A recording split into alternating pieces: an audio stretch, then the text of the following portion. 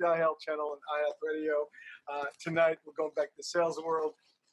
We're going to do a little bit of spin. We've been talking about health, mental, psych, all the different things today. We talked about holistic medicine and things like that. Tonight we're going to go back to sales world, and we're bringing back a little bit of a financial, that kind of thing. So for those of us out there in business, we're going a little bit onto the business part of the element of health and just in general.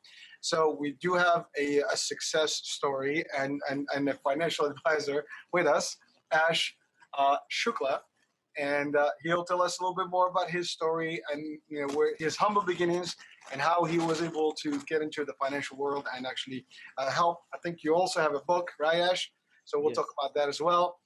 And we are good live, right? The audio is good now?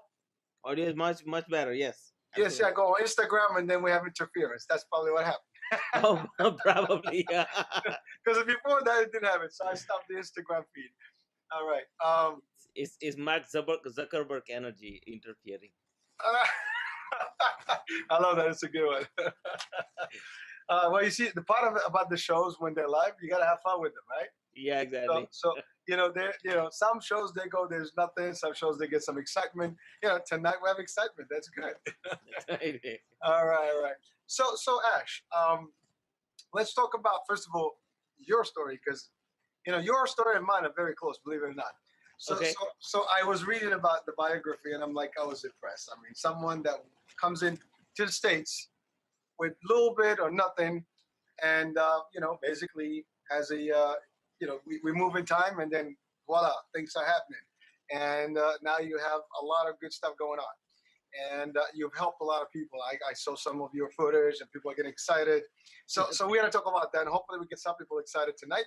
After we're giving them a little hard time on my technical difficulties here, let's give them the good stuff.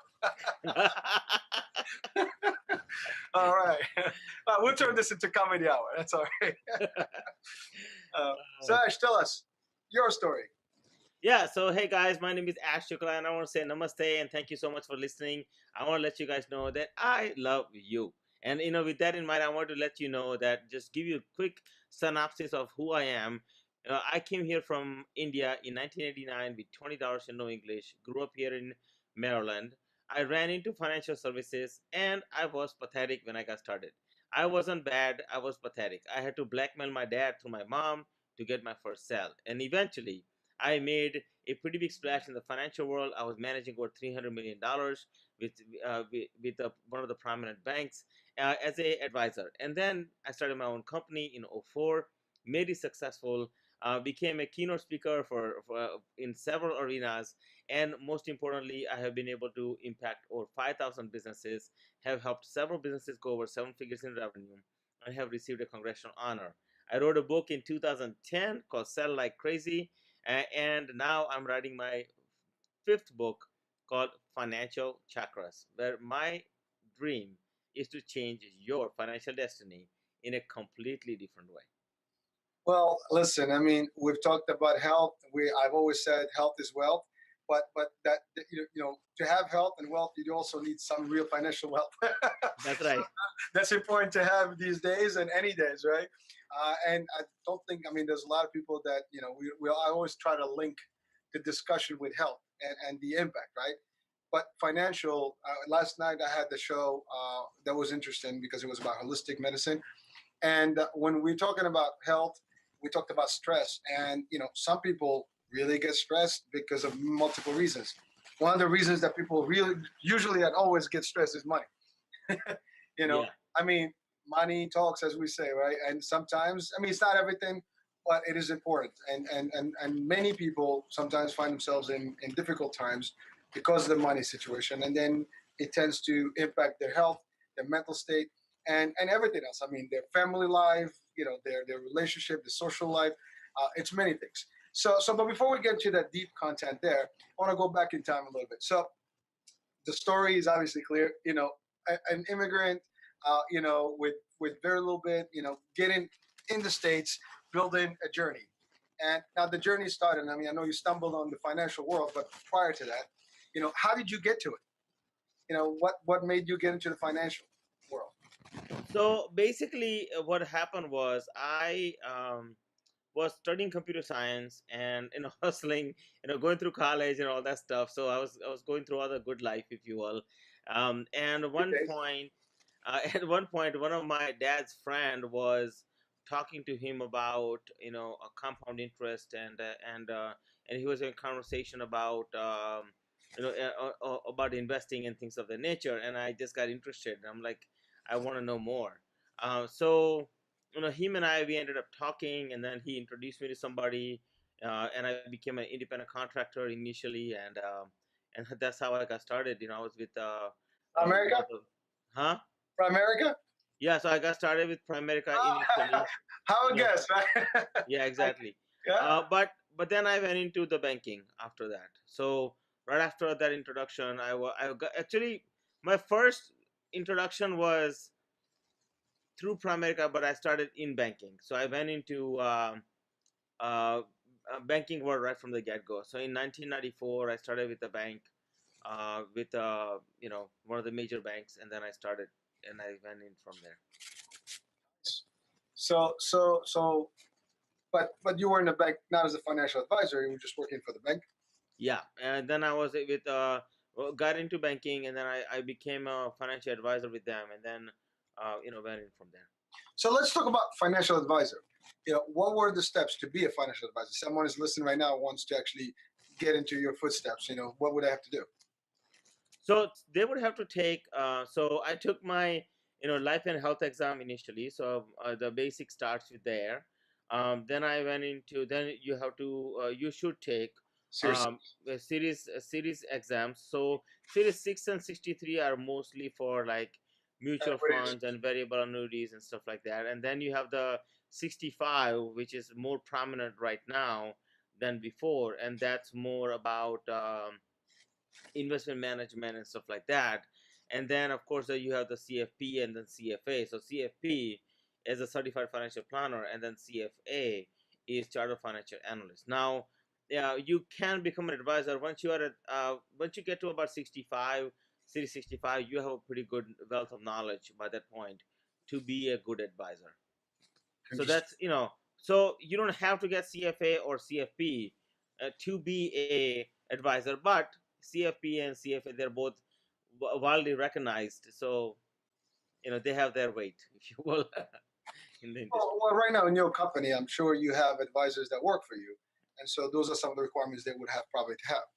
Yeah, so what we do at this point is that as a company, so I no longer practice a financial advisory myself, but I partner with advisors who are credible, who can help people with. So like because I do a lot of consulting work, and majority of my work is geared towards the holistic or the wellness entrepreneur or the financial entrepreneurs. But my goal is to gather up these people who are authentic, and really knows what they're doing. Now, does that mean my knowledge has disappeared? No, but that's the game that I'm playing right now. So I'm in the more of the consulting side of it than anything else. So Because then, yeah, go go ahead. ahead. No, please go ahead. Because my goal is to make a bigger impact, right? I'm creating a movement, and I think there is a move. There needs to be a balance between health, wellness, and financial. And I believe for the first time in my book, Financial Chakras, like I'm writing about, until now, chakras have been talked about as the principles of the body, and I created a rule by which I can show you how chakras exist in your financial instruments. But the other thing that I've done in the book is I've figured out a mathematical formula on how to measure your potential in dollars and how to measure your emotions in dollars. Because until now, emotions have been talked about, but what happens is when somebody's in debt or somebody's in other situations, they're not only hit financially, but they get hurt more emotionally. And emotions are just like stock market, right? So time is constant and emotions are stock market. So like as the emotions go down, you go down with it, and then it takes time to align, to get back aligned, to get back on. And some people just never make it. So I wanted to make a bigger impact. So that's why I created, as far as Financial Chakras is concerned, it's an organization So Oh, we'll talk more about the concept, but I yeah, just want to still just to clarify, because again, a lot of people, there's a couple messages I want to send. Is that yeah. first, we understand now what financial advisors need to go through, but what do they really do? I mean, it's very simple. You advise on how to finance your stuff or how to make, but in a deeper version of that, like So in a deeper version, a financial advisor listens to you, right? They are more liable. They are fiduciary, in terms of financial advisors are concerned. So like they are fiduciary to you. So they are when they are listening to you, they are liable for listening to you properly and making sure to give you a proper advice, from beginning to the end, and making sure that they hold your hand, they're with you, they're walking with you, they're following up with you once a year or once a quarter, just depending on how the arrangement or the agreement has been set up, right? um, and they are your guide, throughout your journey. So a good financial advisor will ask you, a bunch of questions, including your, so they'll get in your business personally, and if they don't, then that's a problem. If a financial professional is just asking you some, like a surface level questions, and that they're not getting deeper into the um, understanding you and your family and the dynamics, then it's a problem. well, so basically, they obviously, there is that legal agreement, or which is Yeah, fiduciary relationship, but then so their main objective is to kind of help you build wealth management or manage your wealth, and right.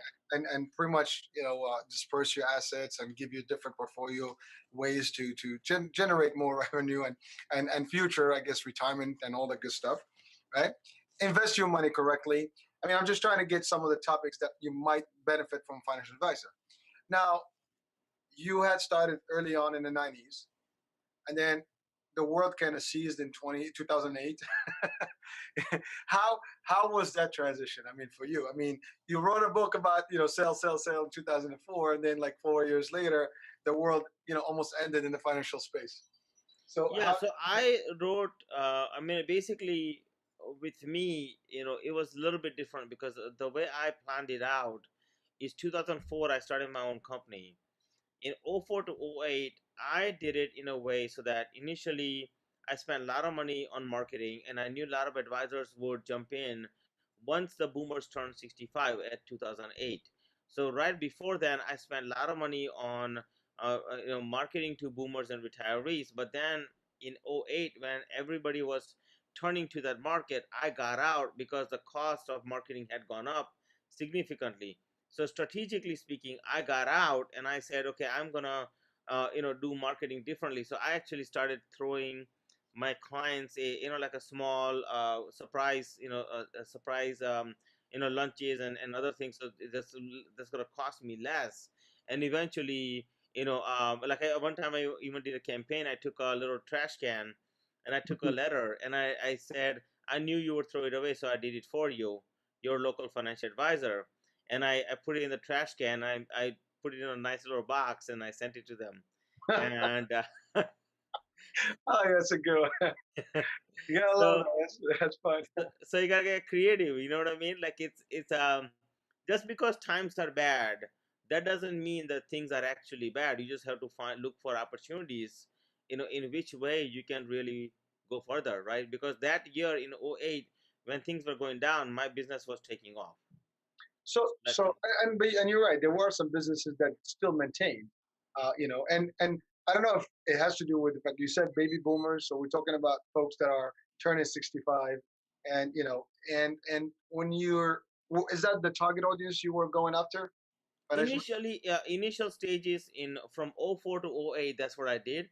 The other big shift that I made was I became a keynote speaker, and I started doing speaking engagements with colleges and with the universities, and with small business development centers and stuff like that to get out, because there had to be a way, for efficient way for me to market myself, and not, at the same time not spend, in first 4 years I had spent about $300,000, doing, trying to get the business up, right? So Oh, thankfully by that point I was sustaining, and me being in the industry since 1994, like, when I got started, and when I took my first dive, I mean, I literally had talked to almost every single Indian person you can find in Baltimore, Maryland, metropolitan area. Like I literally just talk to every single family member. I literally just cold called people.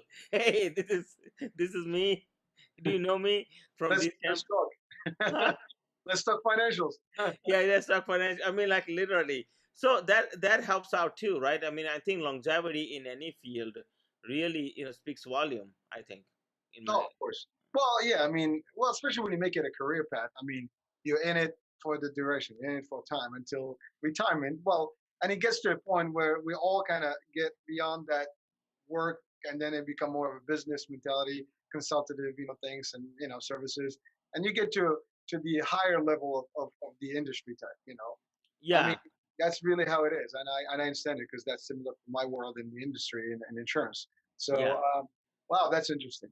Now, you mentioned sell, sell, sell the book at a sale, right? I love that. I mean, I do believe my DNA has sales in it, so I have like an extra chromosome about sales. Okay. So I do love that stuff. And again, that's why I created this particular show about sales world. I mean, we talk about insurance and things and brokerage, but Sure. certainly like financial sales are a little different. I mean, you just mentioned something about cold calling and soliciting and calling everybody. I mean, obviously use that same concept on the book, and I'm not sure which one came first, but but certainly your experience you put in a format of a book that you shared with people. Was that actually the reason behind it, or you just wanted to put something out there for your crew and people that you work with? No, no, I wanted to let the entrepreneurs know that what the journey is like, right? Because I think that people talk about, like, sales success and sales techniques and this, that, and the other, but nobody really talks about the journey. Because, like, yes, my trash can idea was a clever idea, but that didn't come from yesterday's thinking. That came from, like, years of hardship and experiences, that I had to face, in many ways. Like, I used to work for one bank. They were in a store, like in a literally in a store, in a what they call is a community reinvestment act kind of a store, where Mm, there was no money. Like, if I got $10, I was like, wow, I got $10 from somebody to deposit in a bank. And it was nothing wrong. It was just that's the area that bank was trying to help. And is you know so in those, like, I would have to go prospect on in the store, like, literally grab customers to become a customer and that kind of stuff, right? And then I would canvas around the place. I mean, so you have to, in terms of sales are concerned, you have to be willing to get out there. I mean, I think that most people, the number one mistake they make is they're spectators, right, in their own field, and they want to sit down and do nothing, and you just cannot do nothing. It's not possible. Like, we reached out to you for the show, right? I mean, it's, you just got to do it. It's just the way it works. I don't know, I mean, how this is going to work out until you start the conversation. And then you find out that, oh my god, like, I'm looking at my mirror image of, like, and I think we're going to call a sales a zima zone. It's not a xyz, right? Like zima zone. I think that's what we're going to call it. It's going to be a new name. well, listen, but you're right. You just clearly stated something big in the world of sales. I say the same thing to the teams in trainings. If you're selling, it's not just things don't happen on the. Oh, by the way, it's everything. I think in general because there's sales and everything, right? But if you just chill and wait for things to happen, nothing happens. I mean, you got to take action. It takes a lot of work. It takes planning, strategy. You need to know your audience. You need to know your stuff well. There's so many things that you have to apply. And to your point, you gotta ask. If you don't ask, like the saying says, you miss 100% of the shots you don't ask for, right? Or the, Yeah, or the sales you don't ask for. So you gotta ask, what's the worst that's gonna happen? They gotta say no. exactly. And in Exactly. our world, that's a good thing. We're starting. Yeah, yeah, and I think you got to be ready for energetically attracting that person that really wants to be with you. And once you build out your sales cycle, like in a, like, if when you have a target customer down and all this, like when you have that down, then it's matter of, like, really, putting your systems together, right? Because every type of customer or individual that you're dealing with, or business you're dealing with, they have a certain process that they follow in order to make a decision. So once you align your process internally and really own that process in your own way, and you put it together in the right way, then it becomes seamless. But initially, if you're just starting, I mean, it's you're gonna have trials and errors and frustrations and all those emotions that you're gonna face. Sure. It's just the way it's gonna be. I mean, you could, like, I used to go home and my dad says, "So how did you do today?"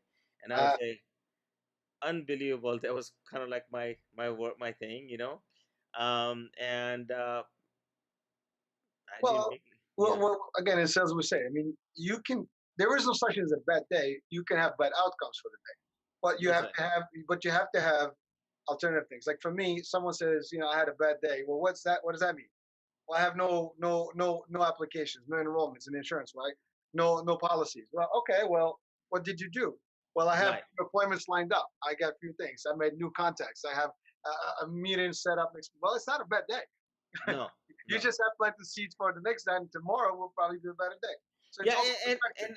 what's so funny about that? Like you mentioned that hurricane. Like, I think that um, what I had found is that those people that I presented in 1994 and those who did not buy, right?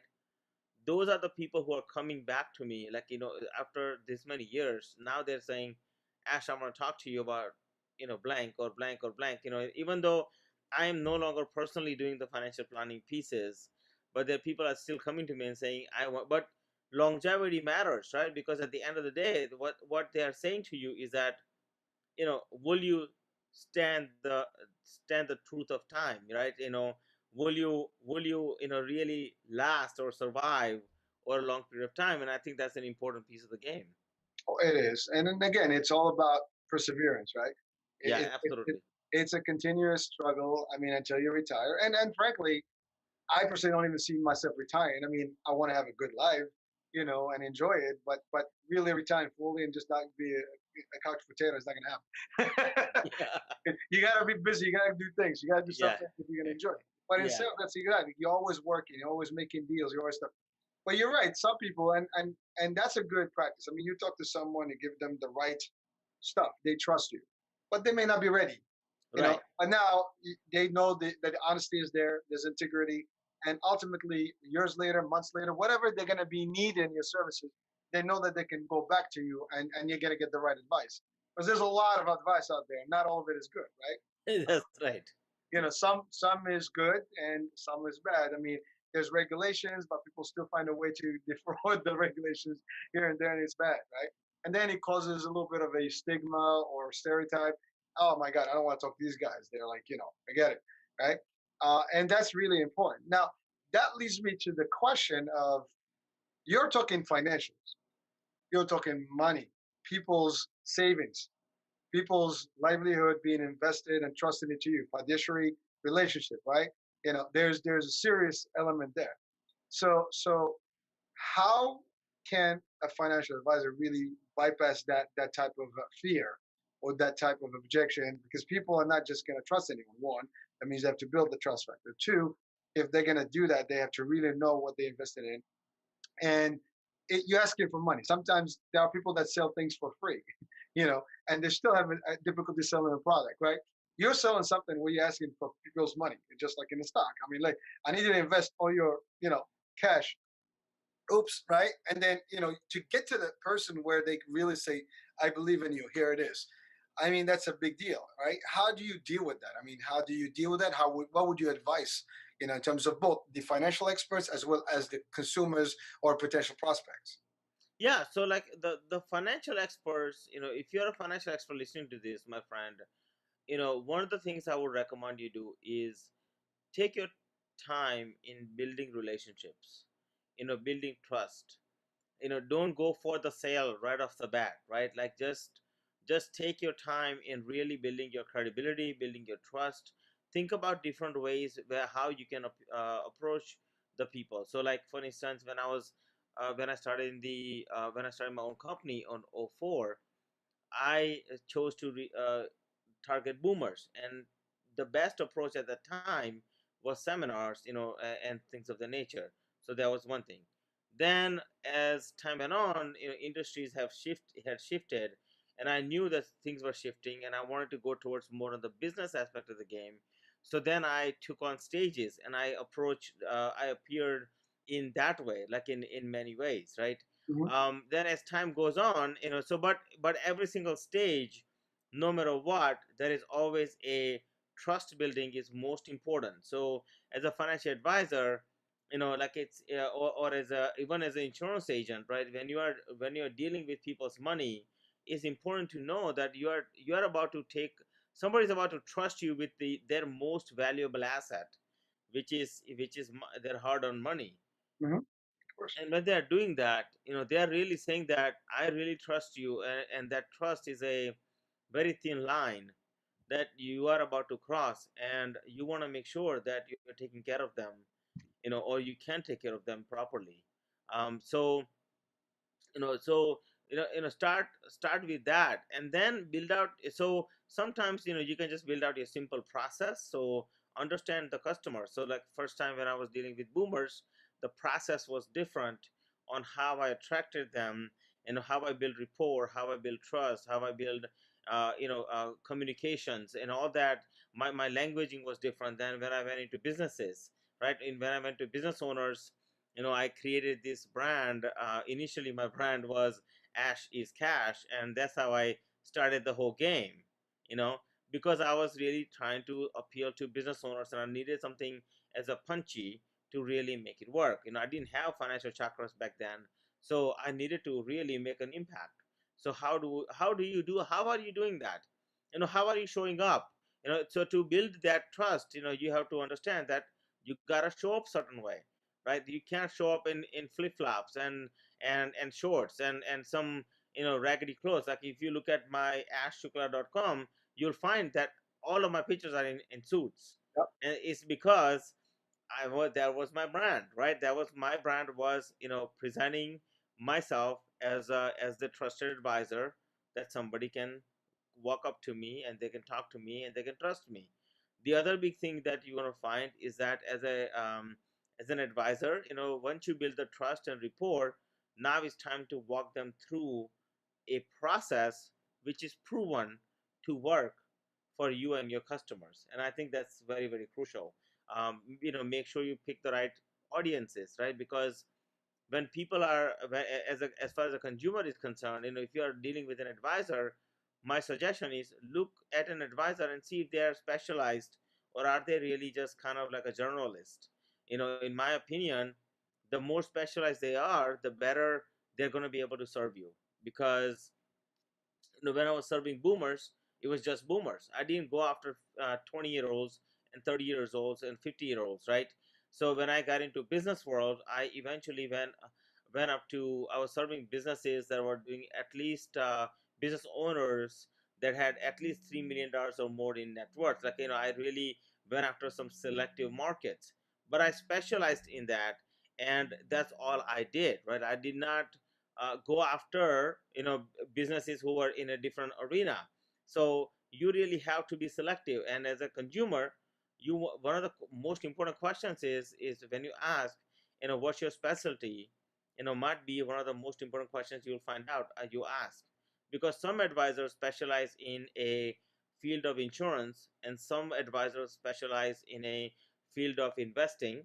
Some advisors specialize in other fields, or so they might have a specialty that they're selling, or or they specialize in who you are and what type of work you do, or the age range you are in, or something of that nature. And these are all things to look out for when you are talking to an advisor, because uh, that's the only way you are really going to be able to understand what this is all about. You are going to be otherwise lost, because the advisor is going to help you the best they can, but it won't be customized. And it's important as a consumer to get help from somebody who understands you, and that's the most important piece. All right. So we were at the financial chakras. What is the meaning of it? So financial chakras, the meaning of it is understanding how to be aligned, how to be balanced. because it's important to understand your energies, and it's important to understand how they affect you financially. And I believe that there needs to be a balance. So the meaning, is to be balanced, right? And the what we are doing is a movement, but what it means is a balance. So when you say a movement, as in just awakening people into like balancing their the connection between the financial world and their personal life and their spirit, or what is it exactly? Yeah, so basically what happened, so to give you an understanding, like, so it's a movement between two worlds, right? So what I have created with financial chakras is, number one, it's an organization, right? So as an organization, what I had done initially is, what happened was about 2008ish, and after the fact, like, as I was growing the business and what have you, somebody was trying to take advantage of me, and that was, that hurt me really badly. And I'm like, I didn't know that there was somebody like that could exist, so it was just, it was naive on maybe I was gullible on my end, and I missed small thing, and I was like, oh my god, like I would have, really devastated myself. So I went to my grandfather. I asked him for help, and he helped me understand chakras and how energies work and stuff like that. And once he helped me understand that, I asked him, like, has anybody proven how chakras exist in finances? And he says that has never been done. So I started doing over 5,000 plus combinations of these, seven energy centers in your body called chakras, and I discovered that there's a definitive rules which you can apply to money, right? Energetic rules that can be applied to money, that can help you with your financial being, Hmm. whether it's decision making, or maybe more importantly, each instrument that you are choosing carefully, right? So I found out that. Then eventually I found that, chakras can be, well, I figured out a mathematical formula to measure your potential and measure your emotions in dollars. And then I found, okay, now I can actually physically show how chakras exist in your product or your service. So what I found was revolutionary to many ways, because I found that, you know um, for the first time I can empower the wellness world, and finally give them a languaging to help them help them communicate in a way so that, practical world can finally understand them. And I found that I can empower the financial professionals, or financial world in a way, and finally give them ability to communicate so that the wellness world would understand them, right? And there was a bridge that was created, and now it has turned into like a movement, right? So what was a mistake on my end, and it cost me, turned into something beautiful, because my trajectory was up, as far as my growth never stopped, but that the moment that somebody was trying to screw me, that I made a decision that I will make sure that never happens to me again, number one. But number two, I wanted to make sure that I help other people while I'm in the process. And so that's why it's a movement, right? It's a movement to help people get better financially, because when you go down financially, it's an emotional hurt as well. So not only like your value of your, let's say, bank account, if it goes from X to negative, right? It's not just the bank account that went negative, it's actually your emotions are also going negative. So if your emotions are worth X per second, right? That means every second you now think about that negative bank account, right? You are actually going down further, not just the bank account, right? So there's a one physical aspect, which is the bank account, but there's also a emotional aspect that takes you down even further.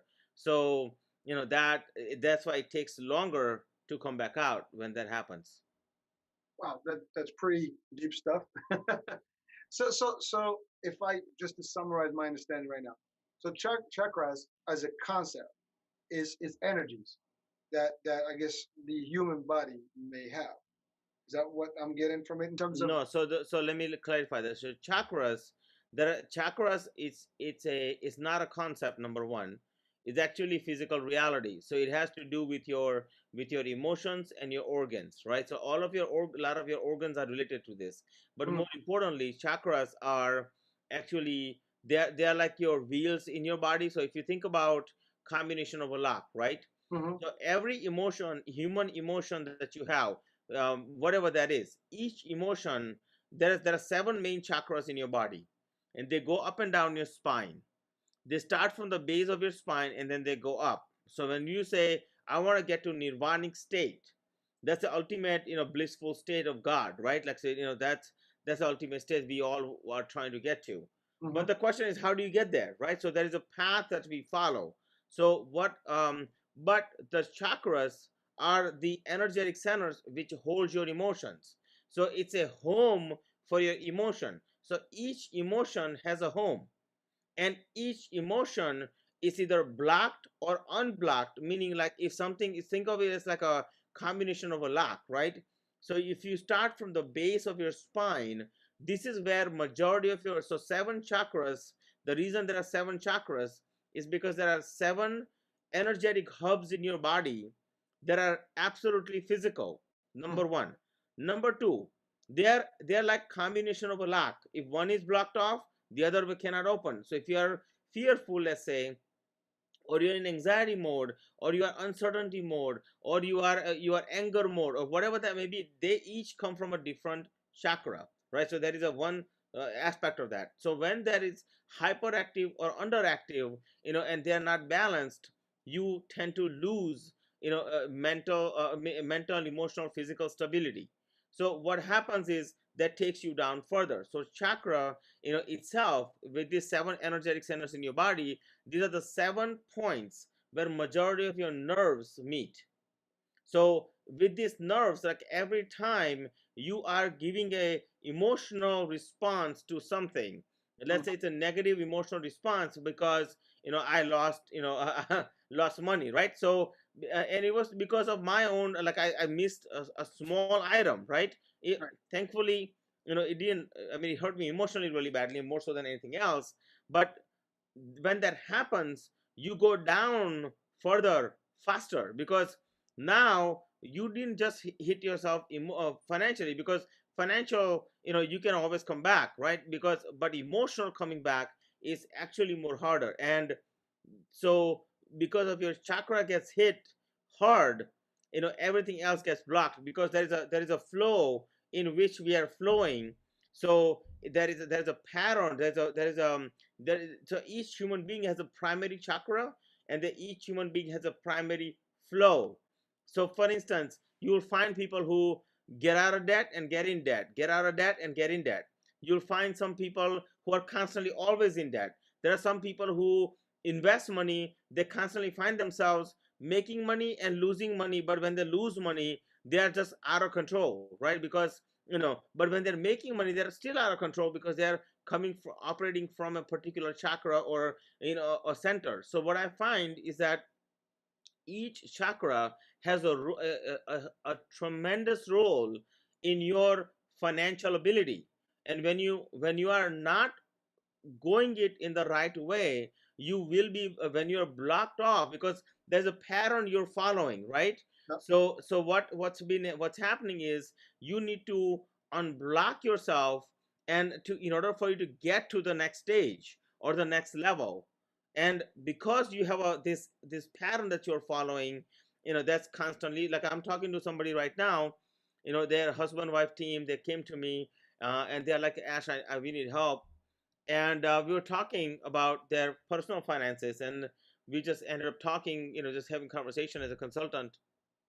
So they're a business owner, but we started about other things, Mm-hmm. but not as an advisor, but as a consultant. We started talking, and energetically, like, they were so down. They were like, oh my god, actually, like, we have all this debt we need to get out of, and we don't know what to do, right? And I was talking to them, and they constantly followed a pattern, that energetically, they constantly followed a pattern, because there's a primary chakra that each one of them had as a husband and a wife, but that there was a primary energy flow that they were each following. And what was happening, there was a constant clash, and they would get out of debt, get back in debt, get out of debt, get back in. And last few years they have been doing nothing but getting in debt.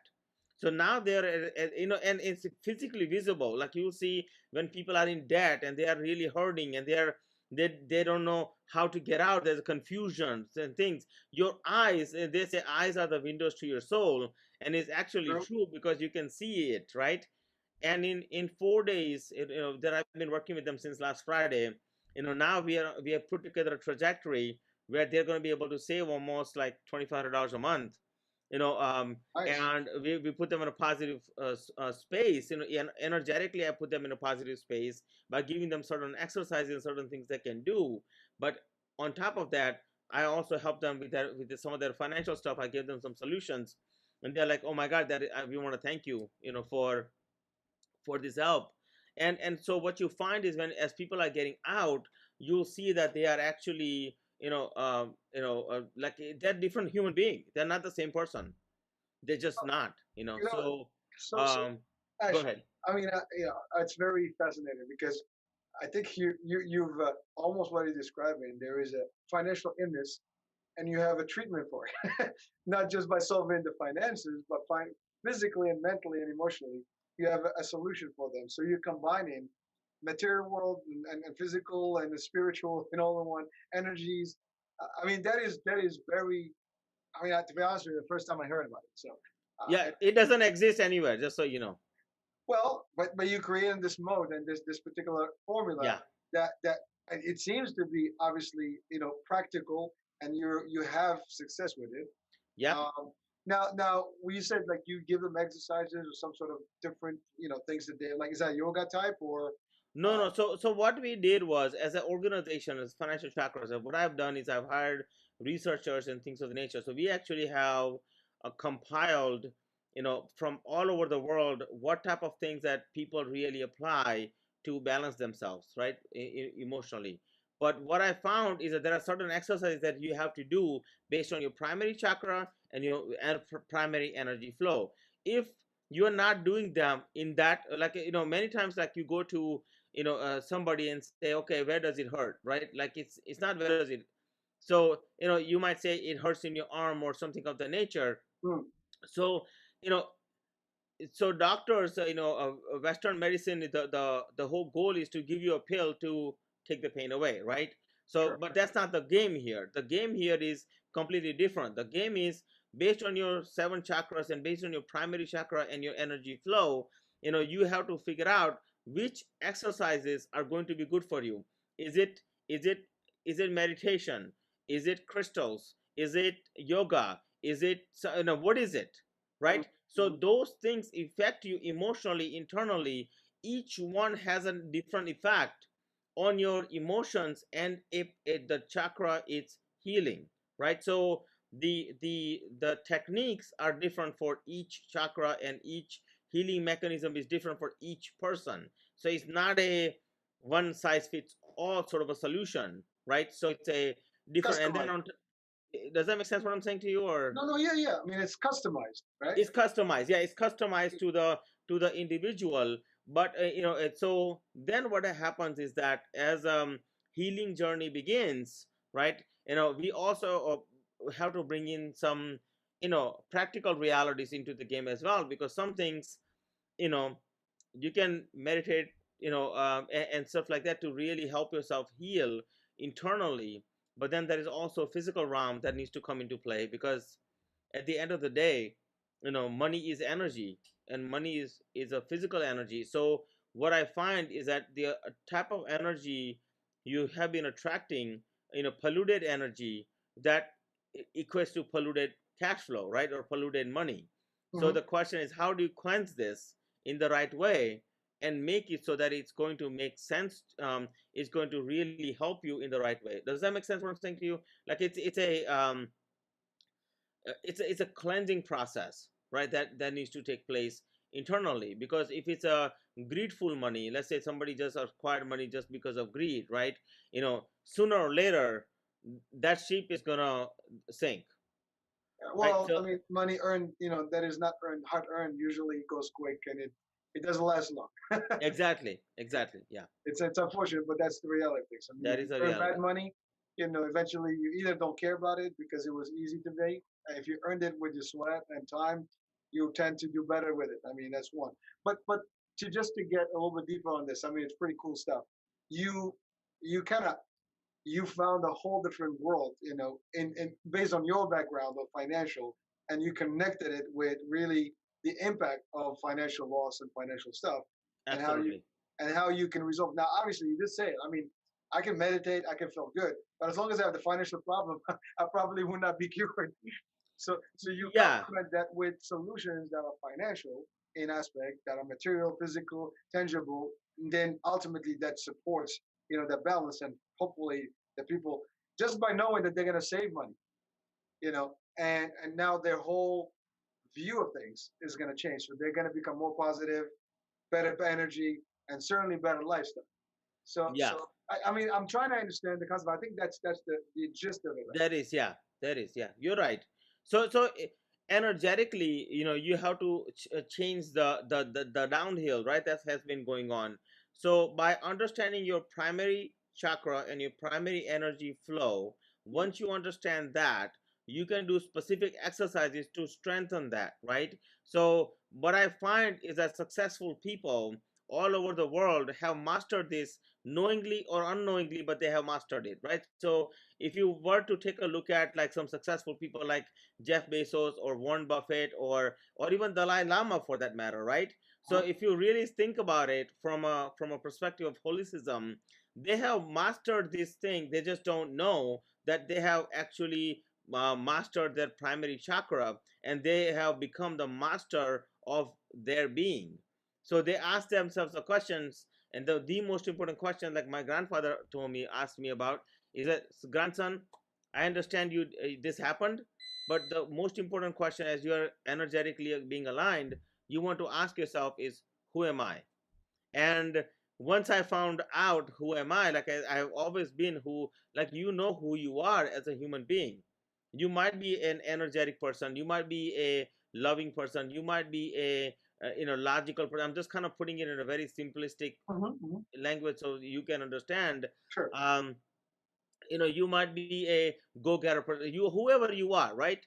you know have you taken the time? So there are specific exercises you can do to strengthen that being, and when you strengthen that being, you can make it so much stronger and so much larger in a completely different way versus what you may be doing in just doing a random meditation is good, but what's even better is when you specify it to who you are and do exercise based on that, and you magnify that, and you live within that being, right? So what I found is successful people have done that, and that's why they're able to succeed at levels that most people just admire, at the end of the day.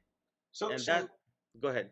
no so you really, in the foundation, to your point, to of the movement, which really interacts, together in the aspect that you mentioned, finding yourself, understanding yourself, focusing the right energy, and then applying that in your financial world, in essence, right?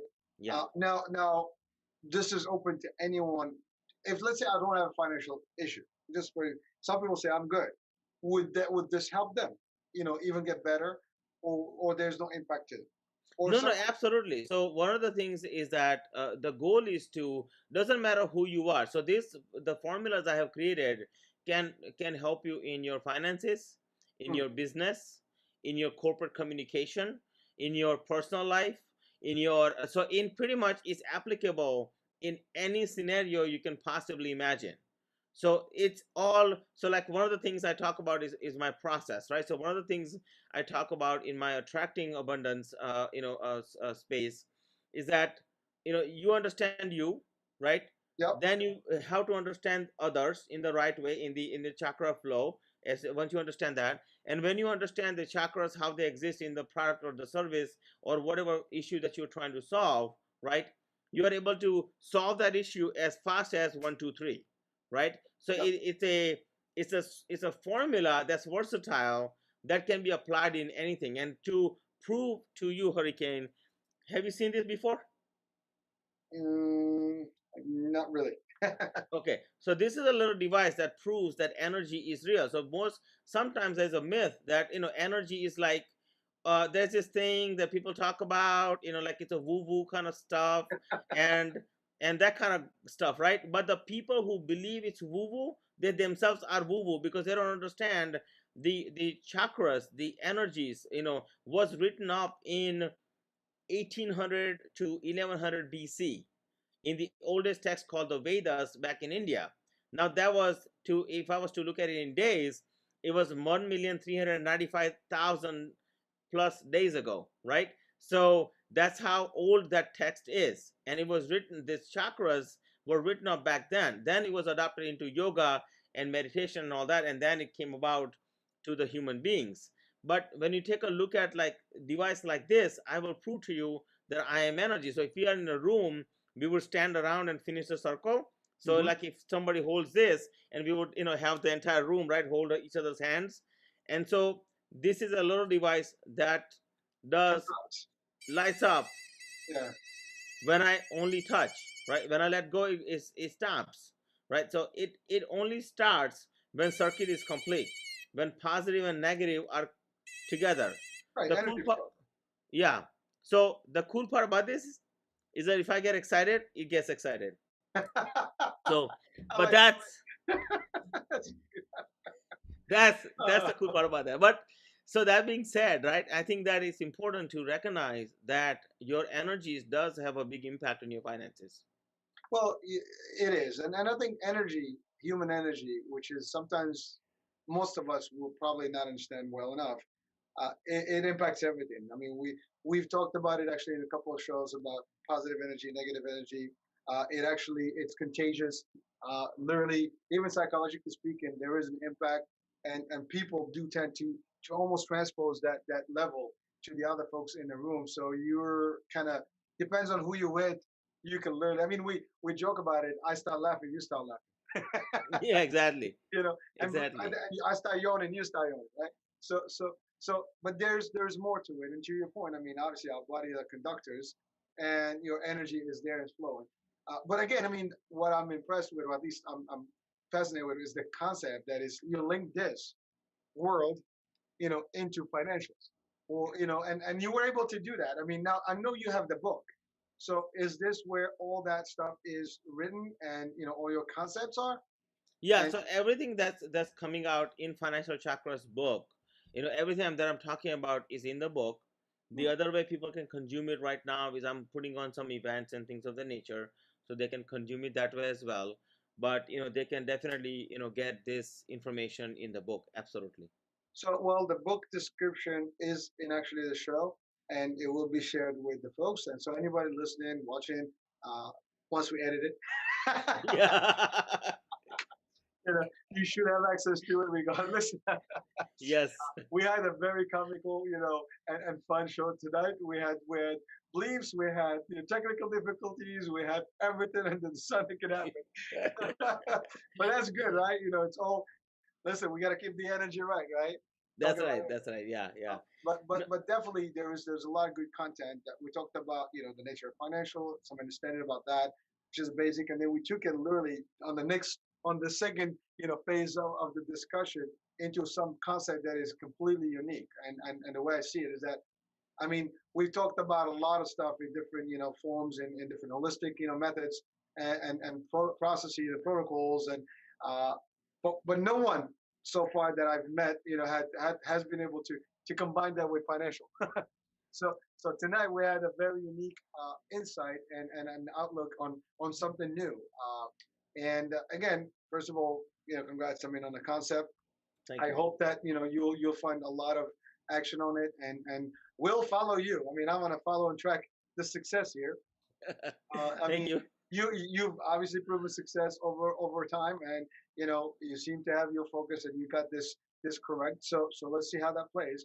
But certainly, again, if you can turn people from having a sad statement, sad state, mental or physical, because of whatever the burden of financials that they might have, and you kind of turn that into a positive experience financially and physically. I mean, and even morally speaking and mentally speaking. And that, I mean, I mean, there's nothing wrong with that picture, right? No, no, no, nothing wrong with that picture. It's Nothing wrong with really where we all, and I don't think there's anyone, period, that doesn't have ups and downs when it comes to financials. And also, they're more, the mood swings, and those are the energies that we get impacted with according to whatever things happen in our lives. Now, did you see any surge in the last year with COVID and everything? Was there any different impact that you might have noticed? So I think when the COVID started, I saw that a lot of people were, hopeful that it would end fast, right? So I think initially it was all still, hope driven. But as time went on and they saw that it's not going away, it's fear started to cripple in, Hmm. But what I find is that if you had paid attention, because I think it's sometimes people are just not, they're not trained to pay attention to what's working, because we are so wired into focus on what's not working, right? People mistake the fact that there were so many things that were working, during this time. And so, but what I found is a lot of people were depressed and they were down and things of the nature. But this is the time when like a lot of things have skyrocketed that people haven't realized, Hmm. in many ways, because they are so, I mean, in the US it was a political climate, and then in the other countries as well there was a lot of political turmoil, right about now. And I think Well, it's, but go ahead. no, I'm saying that's pretty. Every year there's political somewhere. Exactly. Yeah, That exactly. never stops. I mean, Yeah, yeah, there's that always never stops. turmoil. I Yeah, think COVID had a deep impact worldwide and it did. almost Yeah. like a wave. But financially, a lot of people have been affected. Yes. And certainly I think your concept may be a good, this is it's not a bad time for it because it's almost like, hey, how do I get myself out of this, place where I am today? my Yes. my job is not there. A lot of people have been unemployed. A lot of jobs are, changing, even territories. I mean, we look at New York, a lot of jobs are moving out of New York Yeah. because they just can't afford it. It was the real estate, whatever. Also now with remote learning, remote employment, a lot of people don't work remotely. Nobody is really Zoom is and Google Meets and all those formats have been really a champion and changed a little bit the way that the dynamics are in the business. So Yeah. so a lot of changes financially, a lot of people impacted, and I don't think we're out of this yet. I mean, the ripple effect is going to continue. Uh, The, yep. the sad part about this is, Hurricane, is that it's the US that's not out of it. Like, because if you take a look at like many countries, Mm. like they dealt with it in the right way and they were done with it long time ago.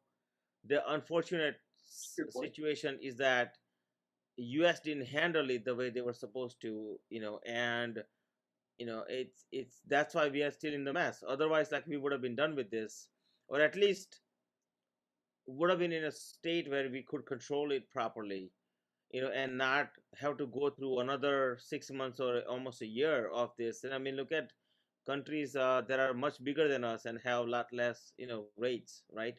So now what's happening is, because the biggest economy in the world is getting suffered, or or it was in threatened or on the edge of suffering, right? um Everybody else is feeling it, because if we get suffered, I mean, the rest of the world is toast, you know Well, again, I mean, you're right. I mean, we are the heart of the trade, the stock, and a lot of stuff. Whatever happens here affects those and affects the world's economy. I mean, it's hmm crazy. I mean, everything. I mean, all the industries pretty much have got an impact. yeah. And you're right. I mean, unfortunately, we had a political year at the same time as the pandemic. We had an election year, and not just any election; it's presidential, and Yeah. it was just too much going on at the same time.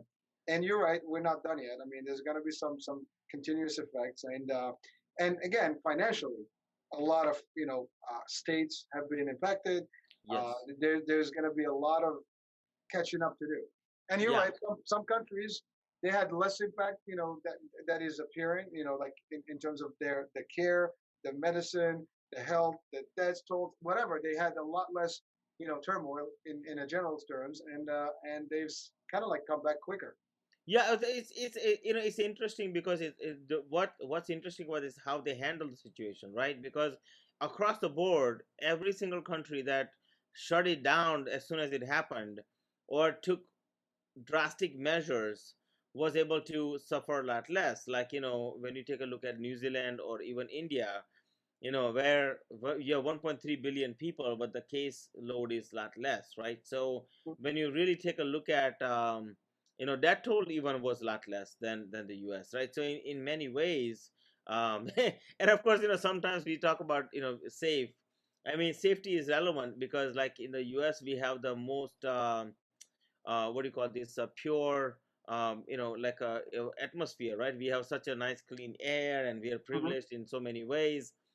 And you take a look at countries, other countries where pollution, like it lives in their blood, basically, like it's just the way it works, and it's the drastic measures that they took that really helped out. And I think it's important, in the world, that as people are suffering, my friends, if you are suffering because of COVID or because of whatever situation, I wanted to let you know that it's my prayers for you. Okay, I will pray for you and make sure that keep you in my prayers and put you in my prayers, so that you and your family can truly, come out ahead.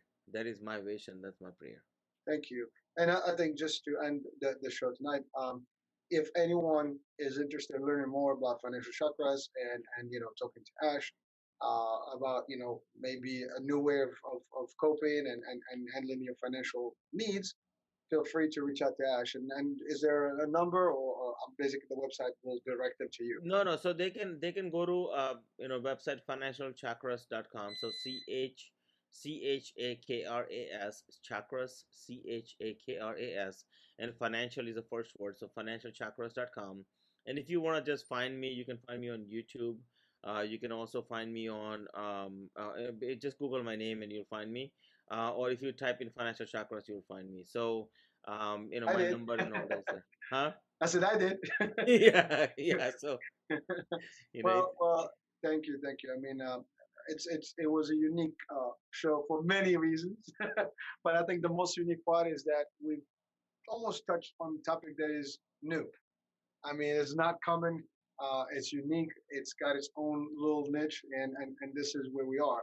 And so that being said, if you're listening or watching in now or later, please take a minute to check out the description. Reach out to Ash, and again, even if just to learn how if you're not sure, you can always test it, right? I mean that's another way. If you're not, yeah. if you have skeptics, you can always ask the questions and put it to trial. It's a test. So Ash, thank you for accepting the invitation and for being on the show, and thank you for your patience. Thank you for having me, my friend. We Really had a good time. appreciate you. Yeah, well, thank you. And so we're coming to the end of the show. Thank you for watching the iHeart channel and listening on iHeart Radio. We'll see you and talk to you tomorrow night. And with that being said, have a great night, and we'll talk.